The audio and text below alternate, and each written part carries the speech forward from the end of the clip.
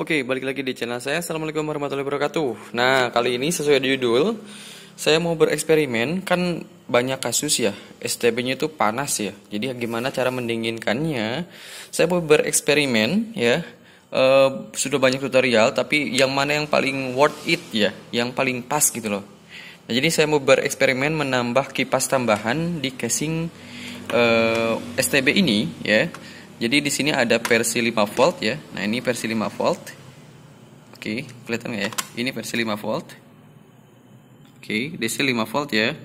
Nah, yang ini versi 12 volt ya. Yang ini versi 12 volt. Nah, sekarang saya mau eksperimen dulu. Yang versi 5 volt ini sudah colokannya USB. Jadi saya sudah modifikasi ke colokan USB. Nah, nanti tinggal colokin ke bagian depan atau bagian belakangnya ya, yang ada colokan USB-nya ya. Nanti dipilih saja, sama saja. Nah, saya mau nyoba dulu di bagian belakang aja ya, agar tidak menghalangi. Oke, ini sudah saya colokin ya, posisinya ke sini ya.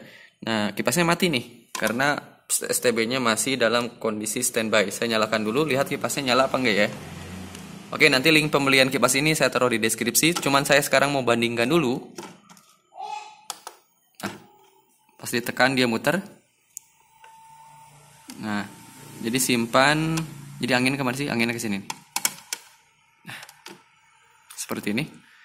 Nanti ini belum dipaten ya. Nanti posisi mempatennya gampang, bisa diatur. Cuman, nah sekarang saya lihat dulu. Perhatikan. Ini anginnya ada, cuman kecil banget ya. Oke, ini anginnya ada, teman kecil banget. Oke, saya lihat menggunakan tisu aja ya biar kelihatan. Lihat, anginnya segimana sih? Ada ya? Ada tuh. Nah, oke, ada dingin, cuman tidak terlalu kencang ya. Ini versi 5 volt ya. Nah, oke, kelebihannya ini adalah menggunakan seperti ini, compact ya. Balik lagi ke diri masing-masing ya. Cuman lihat perbandingannya nanti dulu. Saya mau analisa dulu ya. Ketika menggunakan metode seperti ini compact ya, mudah sekali pemasangan, tinggal colok ke USB. Ketika saya matikan, perhatikan kipasnya nanti mati sendiri ya. Ketika saya matikan, kipasnya berhenti sendiri, listriknya berhenti sendiri. Ini keunggulan dari Welham ya. Nah, ini Welham. Nah, ini keuntungan seperti ini. Dia si STB-nya akan adem ya. Kemudian ketika saya nyalakan, dia nyala kipasnya. Ketika saya matikan, kipasnya juga ikut nyala. Jadi ini simple banget. Oke, ini kelebihannya. Ini satu kelebihannya. Untuk tipe ini STB ini dan dipasang kipas seperti ini. Ini kipasnya kecil ya, sekitar 3 cm x 3 cm ya. Nah, kekurangannya apa? Kekurangannya adalah ketika saya colokkan ke sini, artinya apa? Dayanya mengikuti dari catu daya si STB Welham ini. Nah, sebenarnya ketika saya colokkan ini, berarti kan daya listriknya ada tambahan beban, yaitu kipas ini. Nah, di mana si power supply di dalamnya akan menjadi bebannya nambah juga. Nah, panasnya makin lebih. Paham nggak? Didinginkan pakai kipas ini, tapi bebannya nambah juga. Panasnya makin lebih juga. Ya tetap didinginkan juga pakai dari kipas ini juga. Jadi seolah-olah kalau saya bilang sih panasnya nambah didinginkan lagi gitu loh. Jadi seolah-olah mungkin ada ya efeknya ya sedikit. Tetapi ada beban juga penambahan. Mungkin pada saat terjadi penambahan ada komponen yang dalam jangka waktu yang lama itu takutnya ya melebihi beban dari defaultnya, takutnya lebih cepat rusak gitu loh ya. Itu analisa pertama. Jadi saya menyarankan untuk yang modif seperti ini jangka waktu dekat mungkin aman, tapi jangka waktu lama saya menganalisa bahwa power supply-nya ya tadinya yang bebannya mungkin cuma lingkaran STB ini aja, kemudian ditambah seperti ini, jadi di luar dari default pabriknya. Nah, khawatirnya dalam jangka waktu yang lama, si power supply-nya tidak kuat lagi untuk menahan beban, ya mungkin kedepannya bisa rusak. Itu jadi masalah besar buat saya. Jadi, solusinya apa? Solusi alternatifnya adalah, menggunakan kipas yang lebih besar, ya, atau ukurannya kecil juga sama. Oke, ini kipasnya ukurannya 4x4 cm ya. Nah, disimpan di sini juga. Oke, nanti cara nyimpannya juga harus tahu ya. Disimpan di sini juga. Kemudian catu dayanya tidak ngambil dari STB-nya, jadi catu dayanya dia punya sendiri. Oke, saya pakai adaptor yang 12 volt ya. Ini adaptor 12 volt. Nah ya. Oke, kelihatan ya. 12 volt. 1,5 ampere. Jadi nah ini ya, ini sudah saya modif juga. Jadi colokan nanti menggunakan jack. Nah, seperti ini, jack DC ya. Jadi tinggal colok aja. Nah, cuman itu ya. Dia satu daya sendiri, jadi kalau mematikan pun kita harus manual gitu loh. Tapi ini buat yang kalian STB-nya pada saat di standby kan panas. Nah, ini juga mungkin jadi salah satu solusi ya. Ini beberapa merek STB itu ada yang di standby kan itu tetap panas, berarti kan listriknya tetap ngalir ke si bagian kontrolernya ya. Jadi tetap panas. Jadi solusinya mungkin harus tetap didinginkan atau dicabut. Tapi kalau misalkan ingin didiamkan berarti kan harus dikipasin ya. Nah, ini salah satunya menggunakan colokan adaptor di luar dari catu daya STB-nya. Oke, sudah saya colokkan. Lihat kipasnya nyala. Nah, kipasnya anginnya jauh lebih kencang dari yang tadi, ya, jauh lebih kencang dari yang tadi. Sorry. Nah, ini ya, oke ya, ini anginnya jauh lebih kencang, ya tuh, ya. Nah, balik lagi ya. Jadi, mantap ya, anginnya lebih kencang ya daripada yang tadi ya.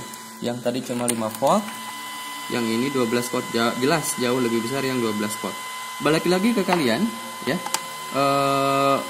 Dalam jangka waktu yang lama saya merekomendasikan yang power supply-nya dari luar dibandingkan dengan yang menggunakan dari STB-nya sendiri. Memang lebih compact, ketika dimatikan dia mati, ketika dinyalakan dia menyala. Tetapi dalam jangka waktu yang lama beban si power supply sendiri dia jadi lebih besar ya. Karena dia motor ya, motor lebih besar nanti arusnya ya. Saya menyarankan menggunakan catu daya yang eksternal seperti ini. Oke, itu dari tips saya ya. Mungkin banyak kalian yang masih bingung bagusnya yang mana sih. Nah, saya jadi merekomendasikan yang seperti ini, menggunakan catu daya. Cuman tadi kelemahannya adalah dia akan kita harus mematikan secara manual. Boleh dicabut atau boleh ditancapin seperti ini. Nah, itu satu. Oke, selanjutnya cara masang yang benar gimana? Nah, cara yang masang yang benar gimana? Jadi di sini kan ada ventilasi ya. Ini lubang-lubang ini untuk lubang angin ya, panas keluar. Di pinggir juga ada, di sebelah kiri juga ada, kanan juga ada, atas juga ada. Kemudian di sini kan ada arah anginnya kemana sih? Arah anginnya kan, nah kalau di blower seperti ini kan masuk. Oke, nah ini masuk. Keluarnya dari sini anginnya munculnya dari sini nih. Nah, jadi anginnya kan munculnya dari sini nih. Tuh, kayak gini. Cara masangnya gimana? Nah, yang benar adalah bukan ditembakkan anginnya ke dalam, tapi dihisap. Ya, yang benar adalah gini. Nah, seperti ini. Jadi anginnya benar-benar disedot dari dalam, kemudian dikeluarkan. Kenapa disedot? Karena ya, ketika posisinya seperti ini, panasnya akan ngumpul dari dalam, itu benar-benar ngumpul set. Nah, kemudian disedot keluar. Oke ya. Jadi pemasangan yang benar adalah mengeluarkan panas dari dalam, disedot keluar. Bukan dari angin dingin dari luar didorong ke dalam. Nah, kayak gini kan. Ini sebenarnya kurang tepat. Ya, ini kurang tepat. Ya. Justru kalau seperti ini nanti malah debu itu dipaksa masuk gitu loh. Nah, ya. Jadi lebih tepat itu adalah yang panas di dalam itu dikeluarkan seperti ini, disedot. Nah, ini prinsip dari laptop juga begitu kan, ya. Dari blower sistem pendinginan dari laptop juga begitu. Jadi panasnya dari luar, dari dalamnya itu dikeluarkan gitu, disedot. Oke ya. Jadi seperti ini ya pemasangannya.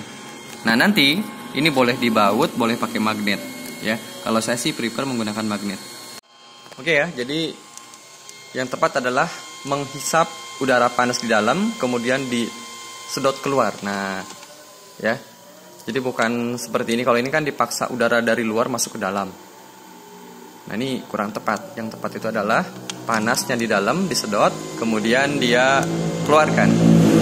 Nah, simpannya di atas ventilasi seperti ini. Ya.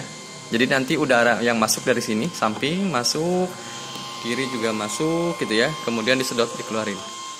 Seperti ini. Oke, jadi kipas ini bisa dari tegangan 9 volt bisa, 12 volt bisa, 15 volt bisa ya. Nah, mungkin 20 volt juga masih kuat sih harusnya, cuman makin kencang nanti. Ya, jadi standarnya di 12 volt aja ya, biar pas lah ya. Tidak terlalu kencang, tidak terlalu pelan juga. Oke ya, ini kalau penambahan seperti ini. Ingat, disedot ya keluar. Saya ingatkan lagi, disedot keluar, udara panasnya bukan dimasukin ke dalam udaranya, tapi disedot. Nah, itu lebih optimal. Nah, cara pemasangannya tadi ya, kalau saya sih prefer menggunakan magnet ya. Saya menggunakan magnet biar lebih mudah dilepasnya. Nah, kalau pakai baut boleh aja, bebas sih sebenarnya. Mau pakai double tip kayak mau pakai magnet terserah. Cuman kan kalau ininya casingnya itu adalah terbuat dari logam. Nah, saya pakai magnet namanya neodymium tipis ya. Nanti kan nempel. Oh, kayak gitu ya. Jadi lebih tidak geser-geser. Nah, kemudian nanti kesininya dilem aja ya. Nah, nanti ke ujung sini boleh dilem ya, kayak gini. Nah, jadi lebih enak lah, tidak geser-geser karena magnet ini tipis tapi kuat. Kira-kira nanti seperti ini perlu dilem aja nanti. Nah, cuman itu opsional aja, pilihan.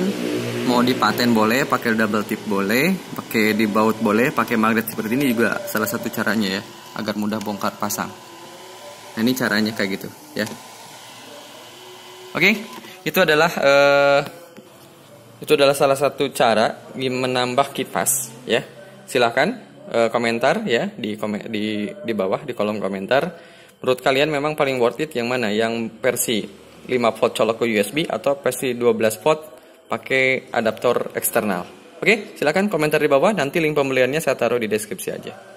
Oke, thank you sudah menonton sampai beres. Assalamualaikum warahmatullahi wabarakatuh.